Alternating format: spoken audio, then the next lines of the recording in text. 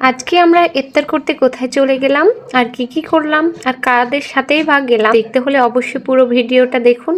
আর কে কোথা থেকে দেখছেন অবশ্যই কমেন্ট করে জানান। তো হ্যালো এভরিওয়ান, আসসালামু আলাইকুম। কেমন আছেন সবাই? আশা করি এই রমজান মাসে সবাই অনেক বেশি ভালো আছেন। আমিও আল্লাহর রহমতে অনেক বেশি ভালো আছি। আজকে আমাদের ইফতারের দাওয়াত ছিল লাবিবের বন্ধুর বাসায়। তো লাবিবের বাবা যাবে না, সেহেতু সেখানে তাকে রান্না করে আর ইফতার বানিয়ে দেওয়ার জন্য আমি এখানে কলার চপ আর বেগুনি, এখানে আলুর চপও বানিয়ে নিয়েছিলাম।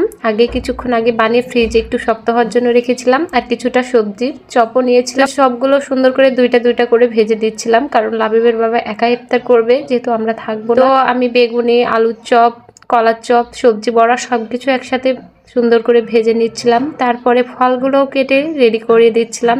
ছোলাগুলোও আমি তেলে ফেলে দিয়েছিলাম যাতে তাড়াতাড়ি করে আমি বের হতে পারি। এদিকে পায়েসটাও আমি ফ্রিজ থেকে বের করে দিয়েছিলাম, আমার আগেই রান্না করা ছিল। এদিকে লাবিব বাবু পাঞ্জাবি পরে রেডি হয়ে গিয়েছিল। তো আমার পাখিটাকে কেমন লাগছে অবশ্যই সবাই কমেন্ট করে জানাবেন। সে তো পাঞ্জাবি পরতে একদমই রাজি না, তারপরও তাকে জোর করে পরানো হয়েছে। সে সুন্দর করে হেঁটে হেঁটে যাচ্ছিল আর আমি তার ভিডিও করছিলাম। ও তো খুব এক্সাইটেড ছিল, কারণ সে বাইরে যেতে আর বাইরে সবার সাথে থাকতে খুবই বেশি পছন্দ করে। আমি রাস্তায় আসতে গিয়ে ভিডিও করতে পারিনি, আমি এত চিপায় পড়ে গিয়েছিলাম অটো। তারপরে এই তো সবাই মিলে আমরা একসাথে হই, দেখুন কত সবাই এসেছি। সবাই আমরা সে আপুর বাসার উদ্দেশ্যে হাঁটতে শুরু করি গাড়ি থেকে নেমে। তো ফাইনালি আপুর বাসায় চলে আসি।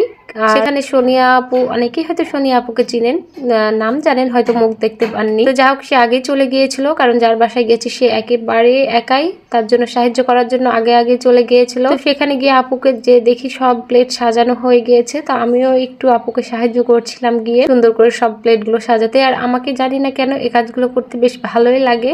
আমার শ্বশুর বাসায় যখন ইফতার দেয় আমি প্রায় সব প্লেটই সাজানোর চেষ্টা করি, বিশেষ করে বিরিয়ানিটাই বাটি থেকে দেওয়ার চেষ্টা করি। আমার এই জিনিসটা করতে খুবই বেশি ভালো লাগে। আপু দেখছিল কোন প্লেটে কি আছে না আছে, সবকিছু ঠিকঠাক করে দিচ্ছিল।